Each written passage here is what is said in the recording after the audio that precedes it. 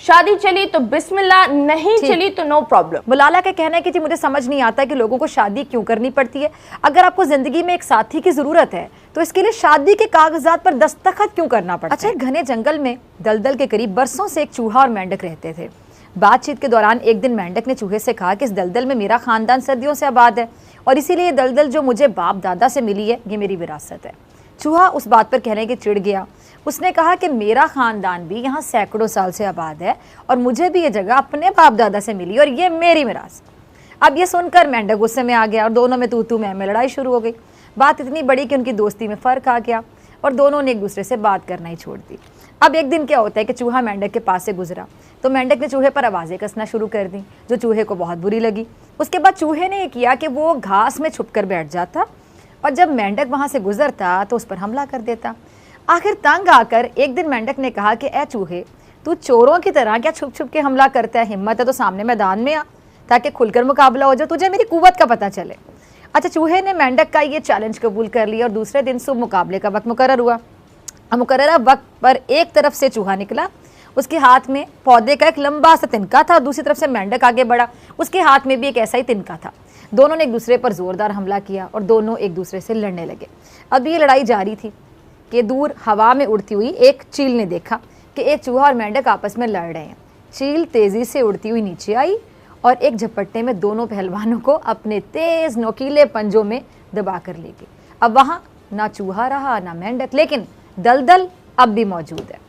अब इस कहानी का क्या नतीजा निकलता है? मलाला यूसुफजई के इंटरव्यू ने सोशल मीडिया पर आपने देखा है कि एक नई बहस छेड़ दी। हर कोई इस इंटरव्यू पे बात कर रहा है, कमेंट दे रहा है। अब 2 रोज़ पहले आपको बता दें कि पाकिस्तान की पहचान मलाला यूसुफजई, जिनको दुनिया उनकी ख़वातीन की तालीम और हुकूक के लिए जद्दोजहद पर सराहती है, उनकी बड़ी तारीफ़ की जाती है, बहुत से लोग उनको अपना आइडियल समझते हैं। उनका बरतानवी फैशन मैगजीन ने एक इंटरव्यू किया और वो मैगजीन के सफ़ा अव्वल की जीनत बनी। मलाला ने अपनी ज़िंदगी के मुतालिक बहुत सी इंटरेस्टिंग बातें की, तालीम के मुतालिक अपनी स्ट्रगल के बारे में बताया, बात की, मगर साथ ही साथ कुछ ऐसी बातें कर दी जिन पर उनको बड़ी तनकीद का सामना करना पड़ रहा है।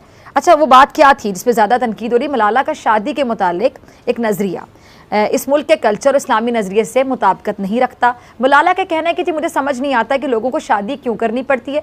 अगर आपको ज़िंदगी में एक साथी की ज़रूरत है तो इसके लिए शादी के कागजात पर दस्तखत क्यों करना पड़ते हैं? ये महज एक पार्टनरशिप क्यों नहीं हो सकती? अब मलाला के इस बयान ने काफ़ी सवालात खड़े कर दिए हैं और बहुत से लोग तनकीद भी कर रहे हैं, सवाल भी उठा रहे हैं, क्योंकि मलाला बैनुल-अक़वामी सतह पर पाकिस्तान की नुमाइंदगी करती हैं, पाकिस्तानी के नाम से पहचानी जाती हैं, पाकिस्तान के नाम से पहचानी जाती हैं। मगर सवाल ये उठ रहा है कि क्या उनके नज़रियात जो हैं मगरबी होते जा रहे हैं? क्या मलाला को मगरब की हवा लग गई है? जबकि एक तबके की राय ये है कि मलाला जो भी कहें, जो मर्जी बोलें, इससे किसी को कोई लेना देना नहीं, किसी को कोई मसला नहीं होना चाहिए, ये उनका ज़ाती मामला है। क्या ये ज़ाती मामला है या फिर जब आप अपने वतन की नुमाइंदगी कर रहे होते हैं कहीं पर, अपने वतन के नाम से जाने जाते हैं, अपने मज़हब के नाम से जाने जाते हैं? और मज़हब से ज़्यादा मैं इस टाइम पे पाकिस्तान के हवाले से बात करना चाहूँगी कि सोशल पॉइंट ऑफ व्यू से या सोसाइटी के हवाले से अगर हम बात करें कि इस बात का, इस नज़रिए का माशरे पर क्या असर हो सकता है, ये माशरे में कितना बिगाड़ पैदा कर सकता है इस तरह का नज़रिया, इस पर बात करने के लिए मेरे साथ मौजूद हैं बहुत नामवर टीवी होस्ट मतीरा। मतीरा, बहुत शुक्रिया ज्वाइन करने के लिए। मतीरा, आपने बयान सुना, फिर आपने भी इस पर बात दी। वालेकुम अस्सलाम, आई होप आप खैरियत से होंगी। मतीरा, ये मलाला के बयान पर काफ़ी ज़्यादा तनकीद का सामना करना पड़ रहा है। मलाला को सोशल मीडिया पर बहुत लोग डिस्कस कर रहे हैं, बल्कि आपने भी इस हवाले से अपनी राय का खुलकर इजहार किया। तो आप कैसे देख रही हैं ये मलाला का जो नज़रिया है? जो लोग कहते हैं जी मलाला की मर्जी, वो जो मर्जी बोलें, लेकिन आपको लगता है कि जब हम कोई टीवी पर आता है या मलाला ने कितना नाम बनाया, पाकिस्तान की पहचान है मलाला, तो उस लेवल पर जाने के बाद मलाला पाकिस्तान की नुमाइंदगी क्या नहीं कर रही? वो जो भी बोलेंगी उनकी मर्जी, जो भी कहेंगी उनकी मर्जी।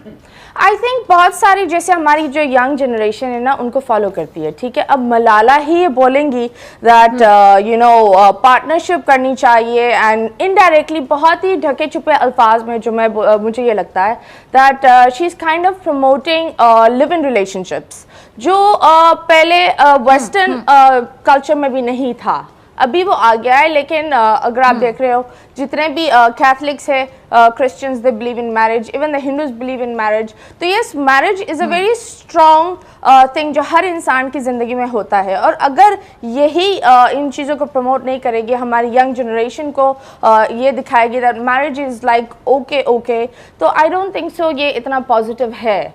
क्योंकि उनके पास एक बहुत ही बड़ा प्लेटफॉर्म है और जो वो बोलती है हमारे बच्चे उस चीज को अपनाना चाहते हैं, they look at her as a leader. So I think उनको थोड़ा सा सोच समझकर बोलना चाहिए, उनकी राय जो भी हो, लेकिन फिर भी सबके लिए एक साथ ये नहीं बोल देना चाहिए दैट दिस इज, उन्होंने बेसिकली एक लाइन खींच दी that do we actually have to get married. इन्होंने ये एक सवाल उठा दिया है जो नहीं होना चाहिए, because I think marriage is a blessing.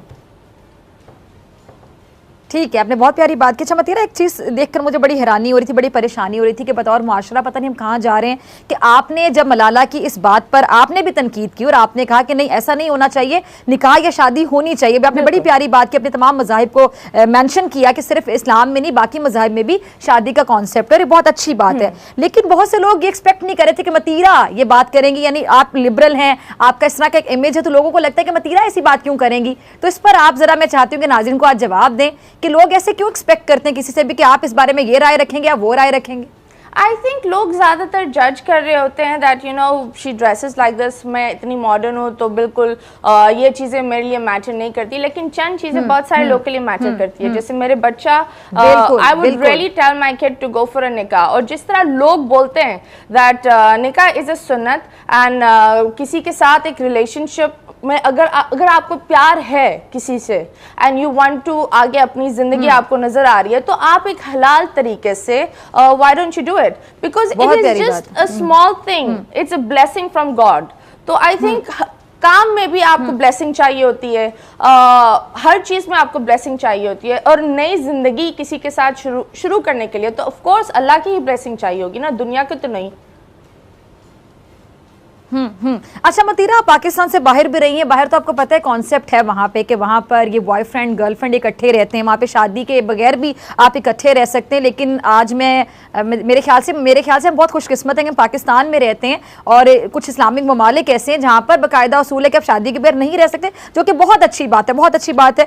अच्छा, आप जब वहाँ से कंपेयर करें, अगर बाहर के ममालिक में जहाँ पर रही कभी और पाकिस्तान को अगर आप कंपेयर करें, तो आप इस चीज़ को यंग जनरेशन को कैसे समझाना चाहेंगी, उनकी कैसी रहनुमाई करना चाहेंगी कि क्या डिफरेंस आपको नजर आया इस शादी के कॉन्सेप्ट से और ये फैमिली कॉन्सेप्ट जो हमारे यहाँ है या कुछ ममालिक में जहाँ पे नहीं है, तो वहाँ पे कितना बिगाड़ होता है? वेल आई थिंक कमिटमेंट बहुत ज़रूरी है। ठीक है, आप बॉयफ्रेंड और गर्लफ्रेंड की तरह रिलेशनशिप में रहे एंड एकदम से आप छोड़ दो एक दूसरे को, ये बहुत ही टॉक्सिक होता है। ठीक है, वो थोड़ी टाइम के लिए अच्छा होता है, नशे की तरह होता है, उस वक्त के लिए अच्छा होता है, लेकिन आगे के लिए बहुत ही टॉक्सिक है।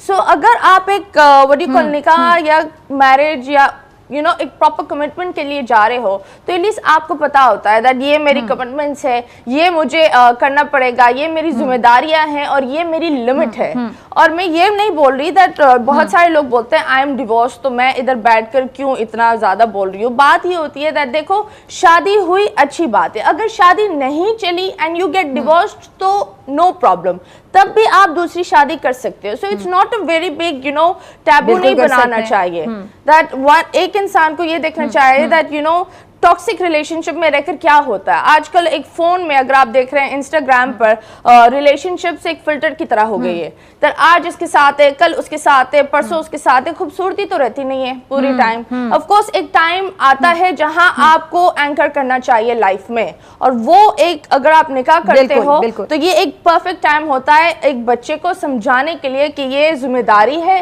ये आपकी बेगम है, ये आपके शौहर है, और ये चंद लिमिट्स है और इन चंद लिमिट्स में आप दोनों को मैनेज करना पड़ेगा। शादी चली तो बिस्मिल्लाह, नहीं चली तो नो प्रॉब्लम।